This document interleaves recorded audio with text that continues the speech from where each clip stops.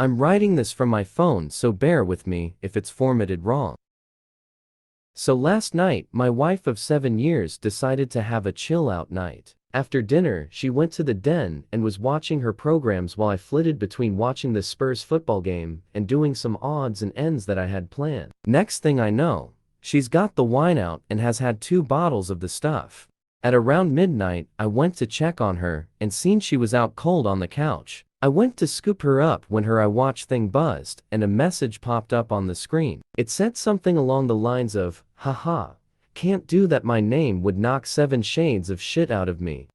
I wondered what the fuck that was all about, so I pressed on it, and it was a conversation between my wife and a friend of mine. Now, I wouldn't say this guy's a close friend of mine, but he's someone I've played 5-a-sides with for years, drank with, and have known since we were teenagers. We used to call him Jacket Holder because when we got into scraps as teens, he'd always be the guy holding the jackets while everyone else went for it.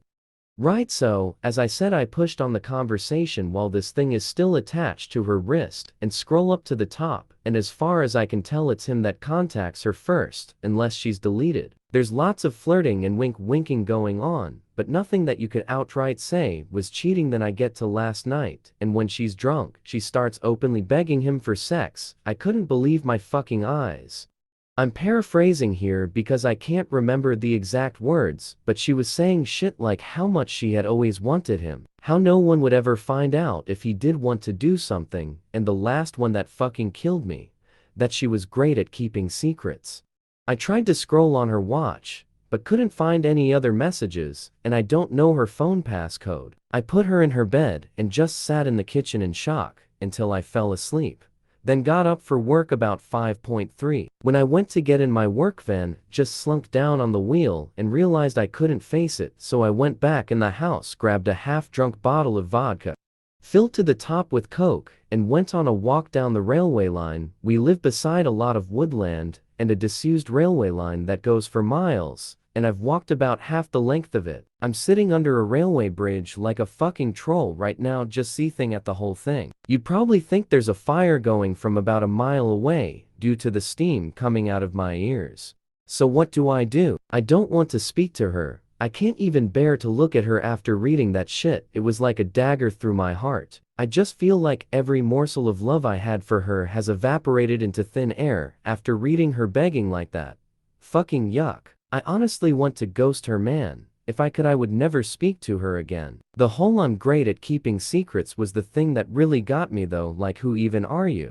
It reeks, but it's a case of how far down the rabbit hole do I want to go? I don't care if I'm being honest, I'm just done. I've never felt so betrayed and disgusted in all my life. The thing is, I've invested so much in her, not just as a partner, but as a person. I loved her so much, and thought her personality, and by extension my personality, reflected that of good people. To realize she's a backstabbing snake makes me feel like a snake. I feel like a worse person than I was yesterday. The only way I can describe it is for someone you looked up to, took advice and life lessons from, to suddenly find out they were a pedo, or a rapist, or just a downright creep. Your entire perception of yourself and who you are would be shattered, because you've took on board what they've said and invested time into a creep. God, I'm rambling nonsense, I apologize. I'm lucky in that our house is owned by my parents, who 6 years ago moved to a retirement village and we moved in. The house will be bequeathed to me when they die, but I don't, and hopefully won't own it for a long time. They couldn't be bothered with the upkeep and all the problems etc., and wanted to see out their final days in peace, so when we do divorce, my soon-to-be ex won't be getting her hands on it.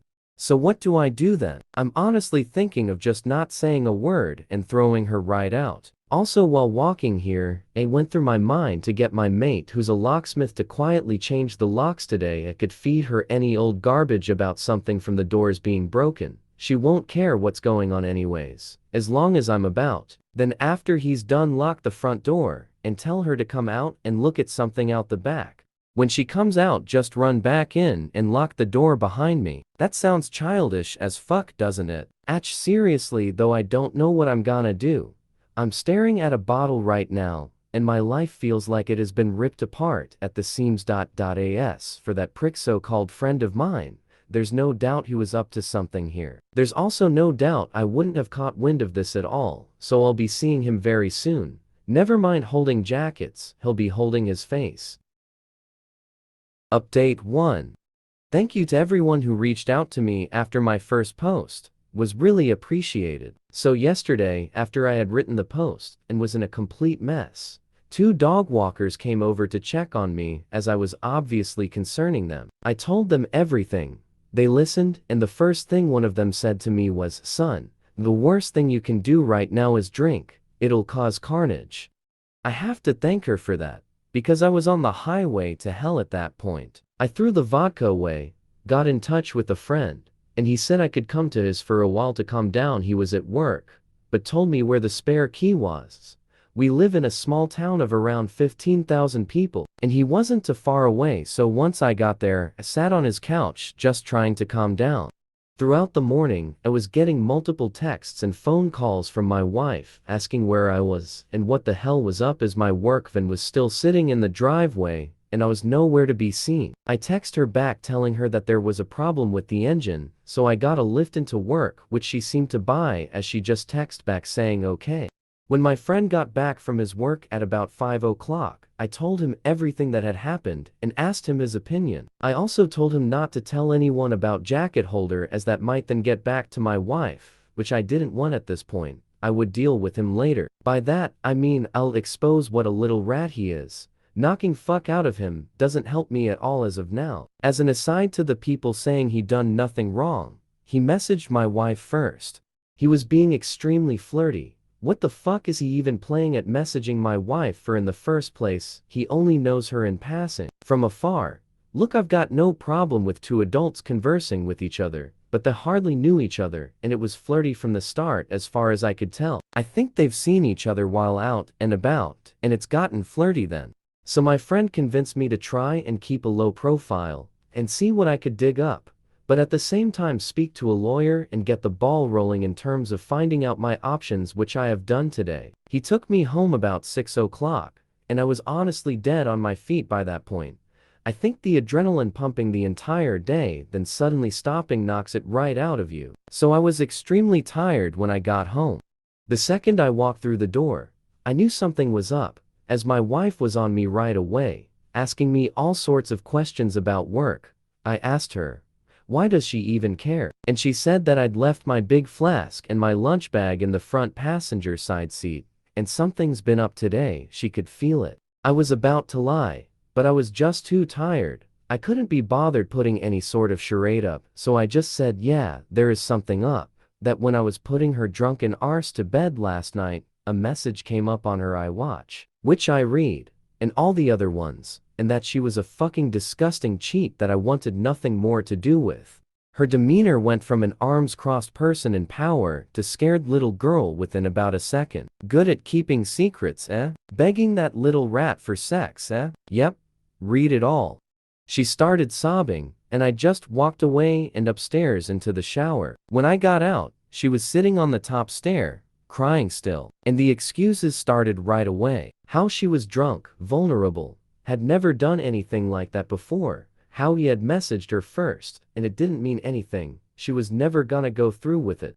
Pretty much everything that everyone on here was saying. She would say, like she had the playbook out. The only thing she didn't do was try and blame me. She probably knew I would have thrown her right out the door if she had tried that shit. I told her that I wanted a divorce and her out of the house within a month. Also told her that she was moving to the spare room. I've been pretty much ignoring her ever since, just scowling at her and shaking my head when she starts waffling nonsense. I don't want to hear it.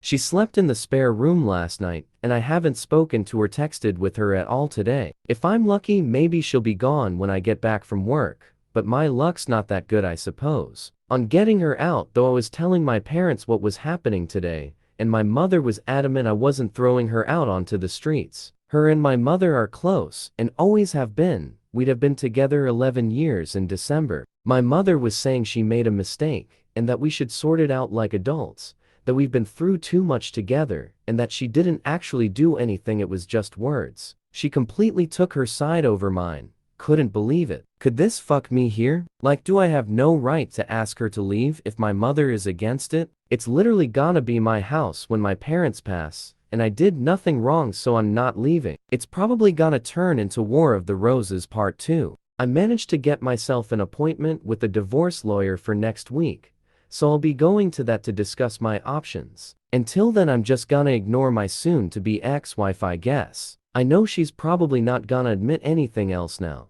I'll never know if she was a really good liar, or she was just talking shit to him to get him on side with her for an affair. Anyways, sorry about the delay in the update. Just got the chance to write it now as I'm finishing work. Well, back to the funhouse, I guess. Update 2.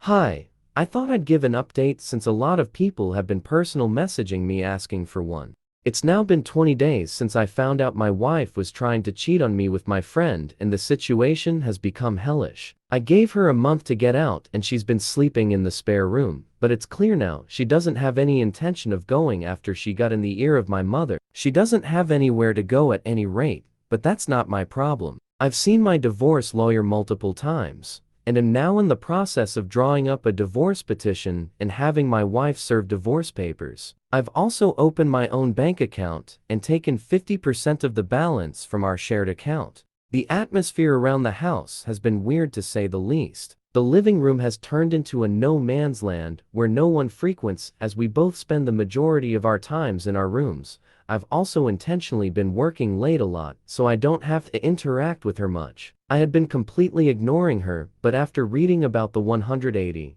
have started implementing that and been civil if a little cold towards her. I'm so glad I did this, as I was beginning to feel like a monster refusing to acknowledge her existence. It was not the right way to behave, and I ended up feeling like the one who had wronged her, rather than the other way about. The only time I broke from the 180 was when I walked into the bathroom last week and she was sitting on the floor by the bath crying. I helped her up and instinctively gave her a hug, though it was more of a there type hug than one with much love attached to it. The sad thing is that I'm so suspicious of her now that I wouldn't put it past her to be waiting on me coming in so she could put on a performance. The thing is, that probably isn't even true, but this is the sort of shit that's going through my head in this environment. It's just toxic.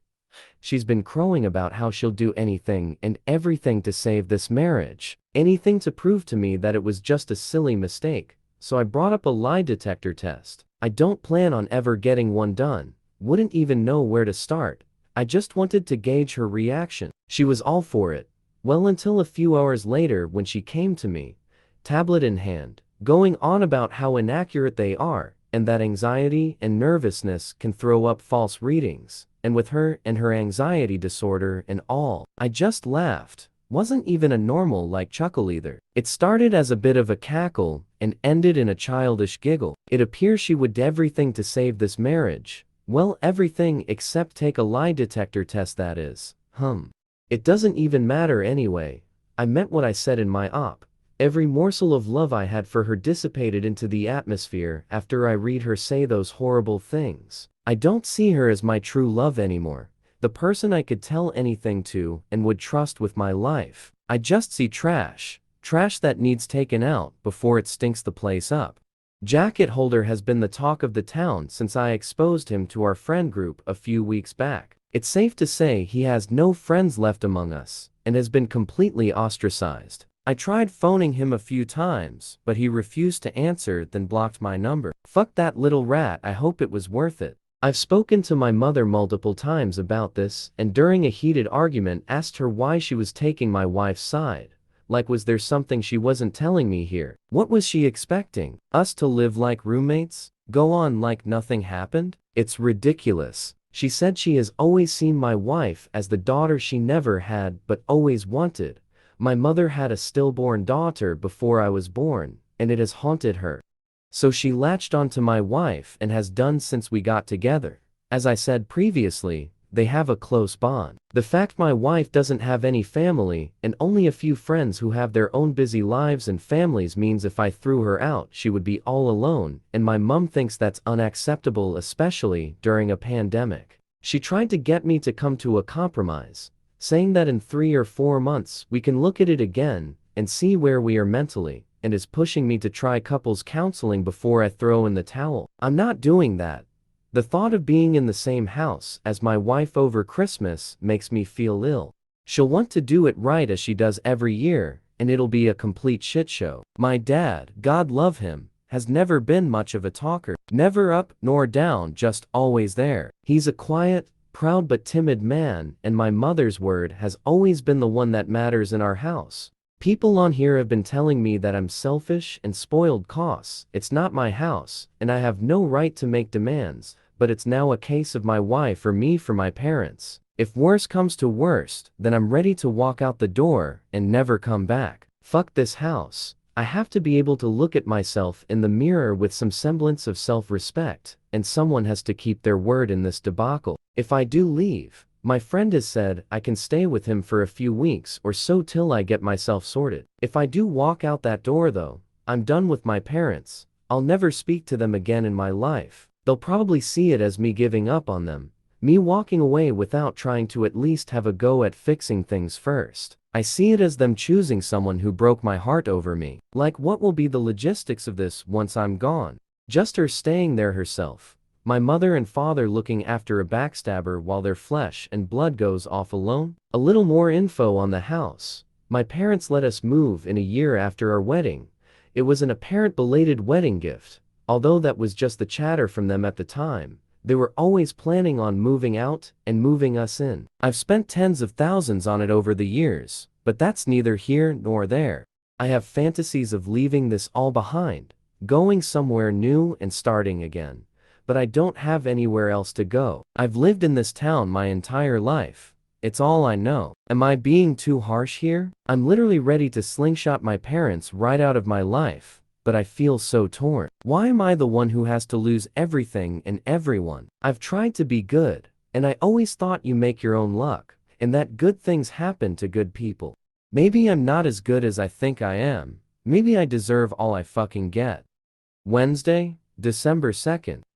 Well, since this morning, no longer call that house home. I seen on the calendar that my wife had a hospital appointment with her ophthalmologist, so knowing she would be gone for few hours, I took that as an opportunity to get my stuff together and move out, which I have. After getting my things moved and sorted, I just put the house keys on the kitchen table, along with the divorce papers I received from the divorce lawyer last week, and was on my way. I've blocked both my wife and mother's numbers, and any communication I have with my wife going forward will be done through my lawyer. In terms of my living situation, I'm staying with a friend for a week or two, but hopefully I should be in my own rented place before Christmas. I haven't spoken to my parents in a few weeks. Last time we spoke was via text, and I tried to tell my mother, in explicit detail, the things my wife was saying during her texts to jacket holder, why it hurt me so much, and why I didn't think it was her first time doing it with the whole "good at keeping secrets" comment, and thus could never trust her again. My mother texts back saying she couldn't speak to me when I was like this, and she would let me cool off.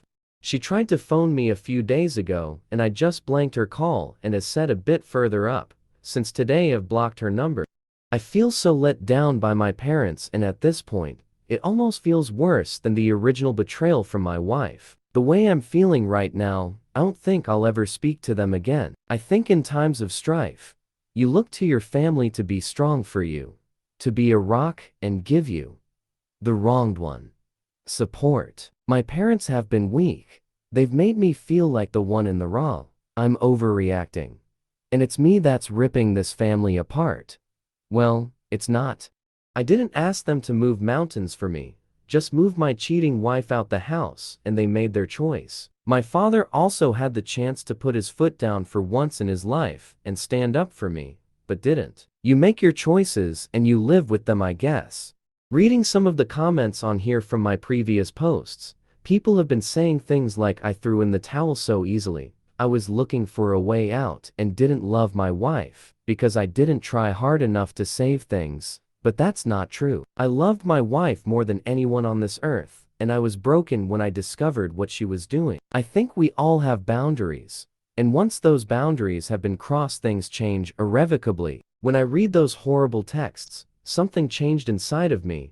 I fell out of love with her, like being snapped out of a spell in the movies. Anything tried after that is just delaying the inevitable. I have to say that I'm interested in the whole dynamic of their relationship now that I'm gone. Like, are my parents gonna continue supporting her knowing that it has finished their relationship with their son? As for me, I love to travel. My wife hated flying, so most of our holidays had been to southern England, the likes of Newquay and Torquay and Cornwall and Devon, so would be great to travel abroad again. The last time I was abroad was when I was 20 for a mate's holiday in Greece, so 13 years ago. I'd love to see a bit of America, so once this pandemic calms down, I've definitely got my sights on the States. Well, that's about it for me, I guess. This'll be my last post as I don't want to outstay my welcome, and I don't think there's much more to say at any rate. If you want to see how I'm doing down the line, shoot me a DM, and I'll try and keep you in the loop.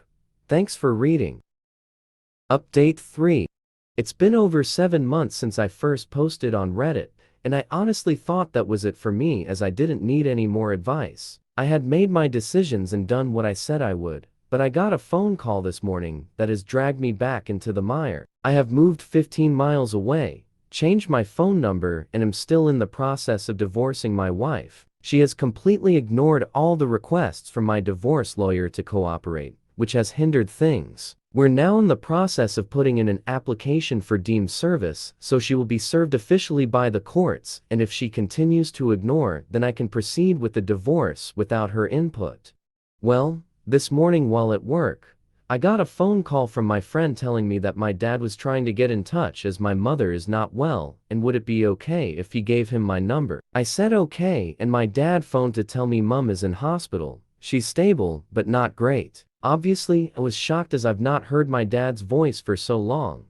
It was also the most emotional I've ever heard him. He told me my mum really wants to see me, so would I meet him at the hospital tonight and go in and see her with him. I said okay, and I've arranged to meet him outside the hospital. I ended up going home from work as I couldn't concentrate, and I'm climbing the walls here wondering if I've made the right decision, wondering if I'm about to get dragged back into the shit show that I walked away from. I've never felt so nervous in my life, and the lack of control I have over the situation has sent my mind spiraling in lots of different directions. I feel like I'm walking into a burning building blindfolded, with no idea where the exits are. Why does she want to speak to me now? Has she had a change of heart? Unless she's also had a personality transplant while in there, I find that unlikely. Will my wife be there? I have no interest in ever seeing her again.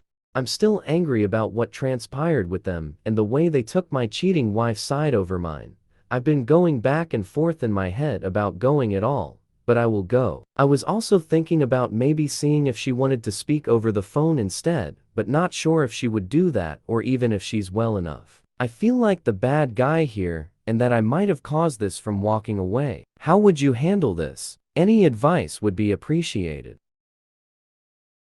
Update 4.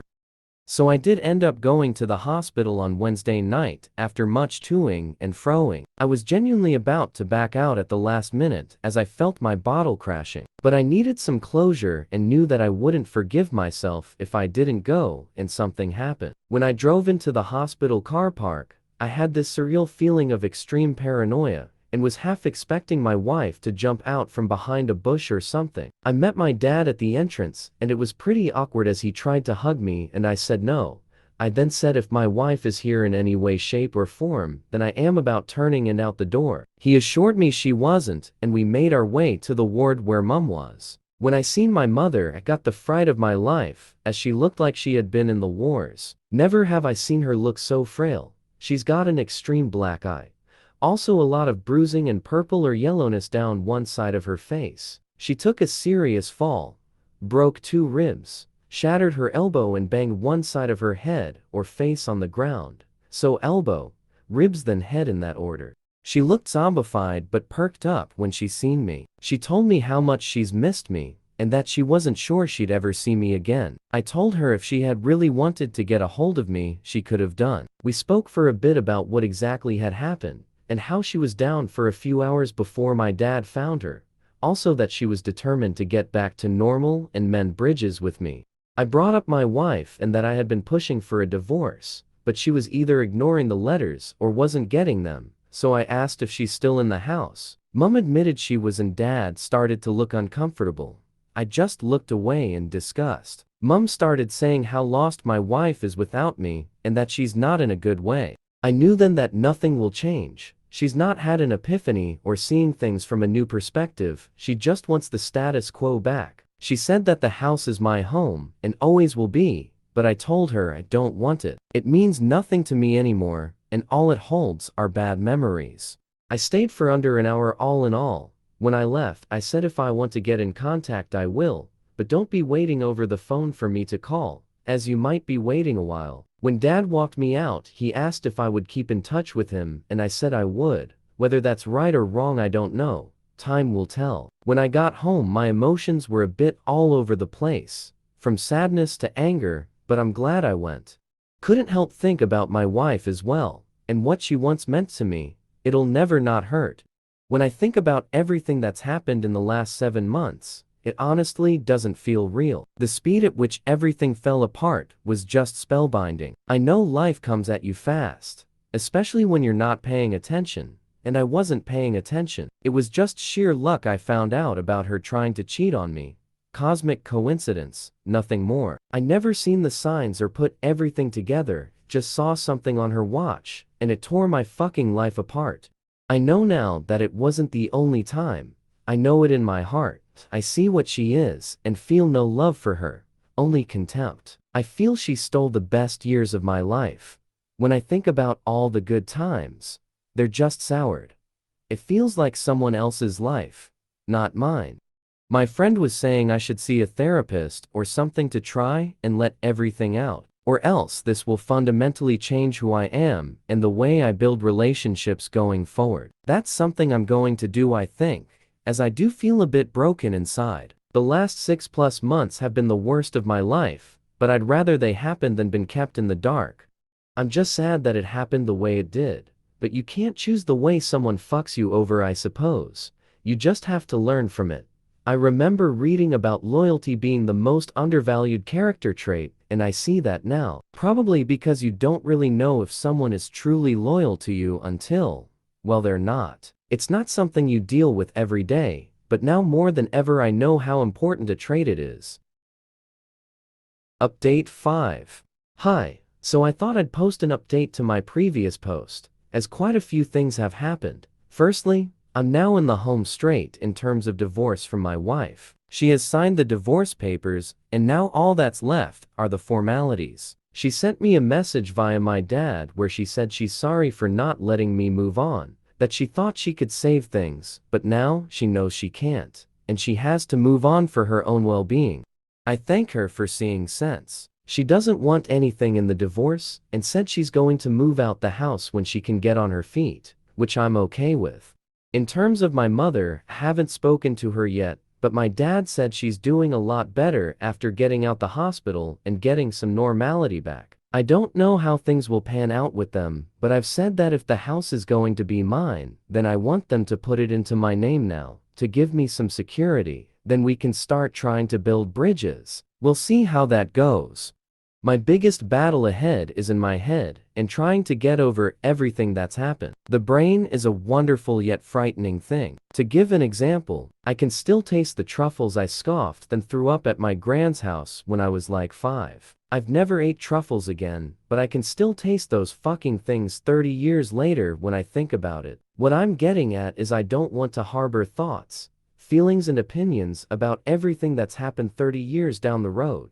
I don't want to be one of those older people who's had everything good knocked out of them by the pain of life. You often hear about those people, how they used to be good, kind or funny, but somewhere along the line, they've had experiences that have forever changed them, turned them into a person they never wanted to be, and all that's left is pain. I don't want to be that person. I have to let this pain go before it consumes me. I have started therapy and spoken to a psychiatrist both over the phone and in person, and it has helped me a lot to speak candidly about everything, if only for a little while. My psychiatrist also said something to me that really struck a chord. When I was moaning about how my best years were behind me, she said, "Your best years are the years you've got left." What I think she meant is the past is gone. It doesn't exist, except in your mind, but the here and now does. And you can choose to make the most of it, or live in a past that isn't real to anyone but you. It's definitely a phrase I'm going to try and remember when I feel down. I said in one of my previous posts that I wanted to travel, and that is finally happening. My friend has committed to come with me, and we've booked a flight to New York at the beginning of October for a week. Really looking forward to it. Always wanted to see New York when the leaves change. Reminds me of that movie You've Got Mail. I want this to be just the beginning of my adventures in terms of traveling. I want my latter 30s to be littered with memories from escapades I've had abroad. Well, that's the plan anyway. All I know is that for the first time in what seems such a long time, I'm waking up with hope in my heart and a spring in my step. If that's not progress, then I don't know what is.